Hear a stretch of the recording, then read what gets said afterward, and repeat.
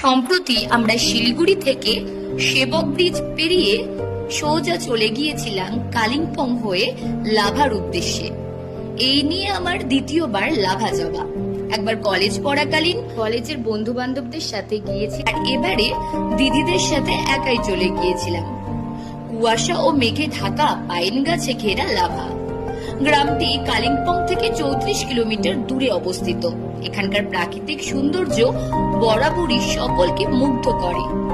এখানে বৌদ্ধ মন্দির, যা পর্যটকদের কাছে দৃষ্টি আকর্ষণের অন্যতম কেন্দ্রবিন্দু। এখানে বহু বৌদ্ধ ছেলেমেয়েরা পড়াশোনার জন্য প্রতি বছর এই লাভা মনেস্ট্রিতে আসেন। আপনি যদি লাভা যান তাহলে অবশ্যই লাভার দর্শনীয় স্থানগুলির মধ্যে অন্যতম লাভা মনেস্ট্রি, নেওড়া ভ্যালি এবং চাঙ্গি ঝর্ণা। এগুলোর মধ্যে যে কোনো জায়গা থেকে ঘুরে আসতে পারেন, তবে গেলে অবশ্যই জুন